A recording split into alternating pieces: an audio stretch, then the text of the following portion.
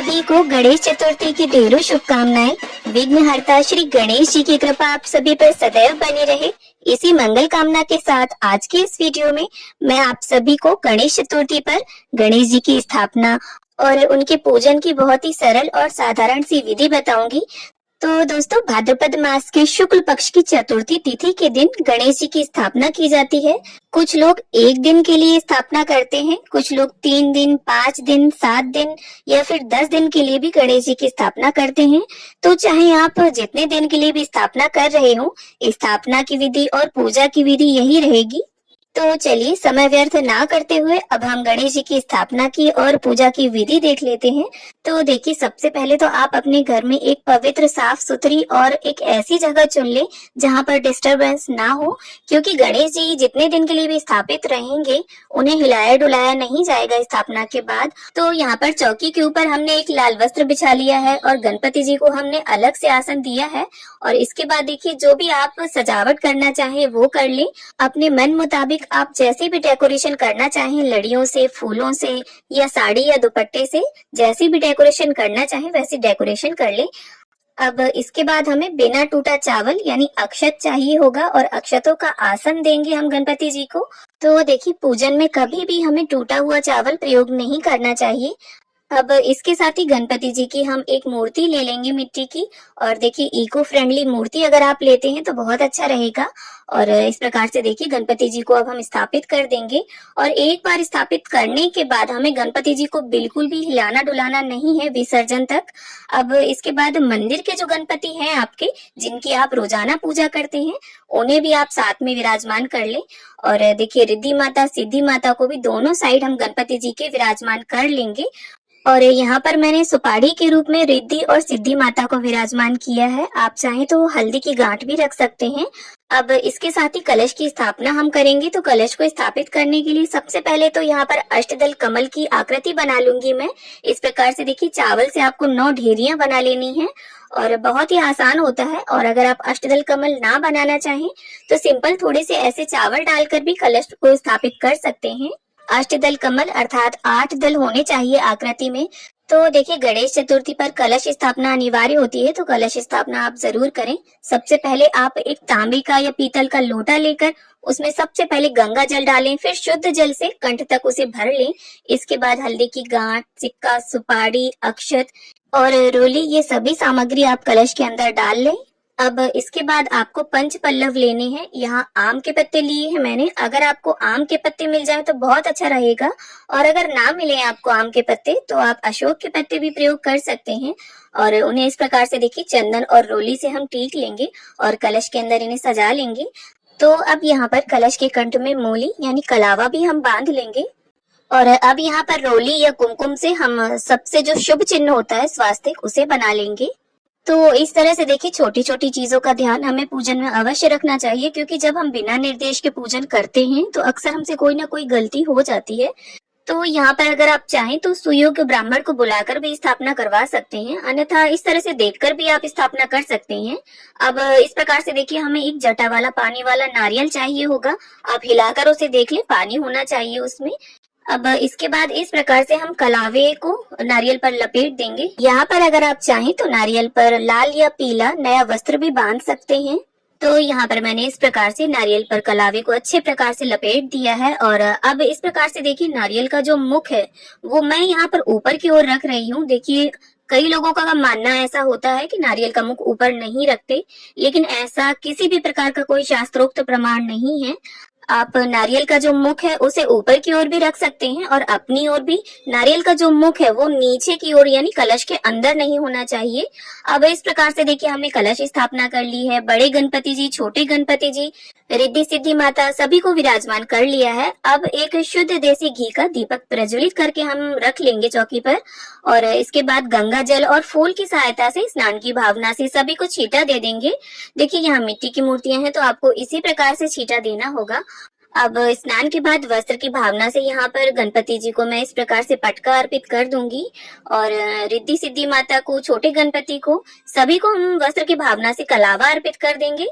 अब वस्त्र अर्पित करने के बाद देखिए रोली, कुमकुम, सिंदूर किसी भी चीज से आप गणपति जी का टीका कर सकते हैं। वैसे गणपति जी को सिंदूर का टीका सबसे प्रिय होता है, तो इस प्रकार से सभी को हमने टीका लगा दिया है और अक्षत अर्पित कर दिए हैं। तो देखिए गणपति जी को सिंदूर अर्पित करने से मनुष्य के जीवन में भाग्योदय होता है। और ये देखिए स्थापना और पूजा करते समय आप मन में गणपति बप्पा मोरया, गणपति बप्पा मोरया या फिर गणपति जी का जो भी मंत्र आता हो आपको उसका जप करते रहिए, जो भी आपको सरल लगे। तो यहाँ पर देखिए गणपति जी को हमने जनेऊ अर्पित कर दिया है, सभी को इत्र अर्पित कर देंगे। और ये जो जनेऊ है ये स्थापना वाले दिन ही आपको अर्पित करना है, डेली इसे अर्पित नहीं करना है। अब इसके साथ ही देखिए गणपति जी को गुड़हल का फूल बहुत ही ज्यादा प्रिय है, तो अगर आपको गुड़हल के फूल मिल जाते हैं तो बहुत अच्छा रहेगा। ना मिले तो जो भी लाल फूल हो आप वो गणपति जी को अर्पित करें। और इसके साथ ही गणपति जी के पूजन में दूब घास का बहुत अधिक महत्व है, तो यहाँ दूब घास के 21-21 तार के मैंने पुंज बना लिए हैं। कलावे की मदद से उन्हें अच्छे प्रकार से आप बांध लें और इन्हें अर्पित करें। और देखिए दूब घास आप किसी भी पार्क से लेकर आ जाएं, दूब घास जो होती है वो बासी नहीं मानी जाती है, आप धुलकर दोबारा उसे चढ़ा सकते हैं। अब इसके साथ ही रिद्धि सिद्धि माता, कलश देव, दीप देव सभी को हम पुष्प अर्पित कर देंगे।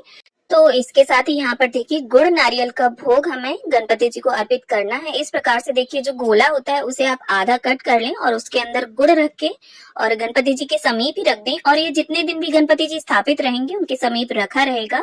अब इसके बाद देखिए गणपति जी का प्रिय भोग मोदक यहाँ पर मैं अर्पित कर दूंगी। तो जो मोदक होते हैं उसमें गुड़, ताजा कसा हुआ नारियल, सूखे मेवे की स्टफिंग भरी जाती है। और इसका जो बाहरी आवरण है यानी ऊपर की जो लेयर है उसे चावल, गेहूं या चने के आटे से बनाकर इसे भाप में पकाया जाता है और ये गणेश जी को बहुत अधिक प्रिय है। अब इसके साथ ही गणपति जी के प्रिय केले का भोग मैं अर्पित कर दूंगी और साथ में जो भी और फल हो उसे भी आप अर्पित करें।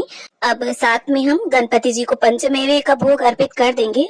देखिए सभी भोग बहुत ही प्रेम पूर्वक आप बप्पा को अर्पित करें। और देखिए जरूरी नहीं है जितने भोग मैंने दिखाए उतने आप भी अर्पित करें, आपके पास जो हो आप उसे प्रेम पूर्वक बप्पा को अर्पित कर सकते हैं। अब इसके साथ ही देखिए हमने 1 लोटा जल भरकर रख लिया है चौकी पर और हाथ में थोड़े से पुष्प लेकर अब हम गणेश चतुर्थी व्रत की कथा सुन लेंगे या पढ़ लेंगे। देखिए अगर आप गणेश चतुर्थी का व्रत रहते हैं तो कथा को पढ़ना या सुनना अनिवार्य होता है। और कथा संपन्न करने के बाद हाथ के पुष्प या अक्षत गणपति जी के समक्ष छोड़ दें और थोड़े से पुष्प आप लोटे में डालकर इसे सूर्य देव को अर्घ दे दें। अब इसके बाद देखिए धूप से, दीप से हम प्रेम पूर्वक गणपति जी की, कलश देव की, रिद्धि सिद्धि माता की सभी की आरती उतार लेंगे।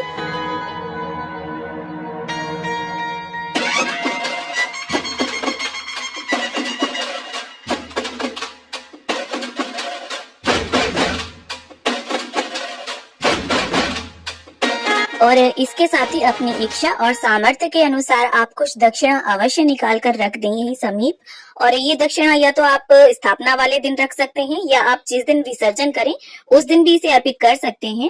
और इसके बाद देखिए सीधे हाथ में थोड़ा सा जल लेकर चौकी के आसपास हम 3 बार फेर देंगे और हाथ जोड़कर गणेश जी से प्रार्थना करेंगे कि हे भगवान, हमने इतने दिनों के लिए आपकी स्थापना की है और इन दिनों में यदि हमसे स्थापना में या पूजा में किसी भी तरह की कोई भूल चूक हो जाए तो हमें क्षमा करें और आपके आगमन से हमारे जीवन में सुख समृद्धि आए और जीवन की सभी विघ्न बाधाएं दूर हो, ऐसी कृपा करना। अब देखिए यहाँ पर मैं आपको बता दूं कि ये जो दूब घास हमने अर्पित की है इसे आपको डेली धुलकर आप इसे चढ़ा सकते हैं और अगर नई है आपके पास तो दोबारा नई चढ़ा दें। और ये जो गुड़ नारियल है ये गणपति जी के समीप ही रखा रहेगा जितने दिन गणपति जी स्थापित रहेंगे। कलश को भी बिल्कुल हिलाना नहीं है, गणपति जी की मूर्ति को भी आपको बिल्कुल हिलाना डुलाना नहीं है। और ये प्रसाद, जो भोग प्रसाद आप अर्पित करेंगे इसे सुबह भी अर्पित करेंगे और शाम को भी अलग से अर्पित करेंगे। और आरती भी आपको बप्पा की दोनों समय करनी है। और ये जो फूल होंगे इन्हें आप शाम के समय हटा सकते हैं। और अगर आपने अखंड दीपक जलाया है तब तो इसे जलने दें और अगर छोटा दीपक है तो आप इसे ठंडा होने के बाद उठा सकते हैं। और गणेश चतुर्थी से रिलेटेड और भी वीडियोस आपको मेरे चैनल पर मिल जाएंगे, जैसे गणपति जी का विसर्जन हमें घर पर किस प्रकार से करना है, गणपति जी के कौन कौन से प्रिय भोग हैं, तो उन्हें देखने के लिए आप चैनल पर विजिट जरूर करें। तो इस प्रकार से हमारी गणेश चतुर्थी की स्थापना और पूजा संपन्न होती है। तो उम्मीद करती हूँ वीडियो में दिखाई गई पूजा विधि आप सभी को जरूर पसंद आएगी। वीडियो अच्छी लगे तो इसे लाइक, शेयर और चैनल को सब्सक्राइब करना ना भूलें।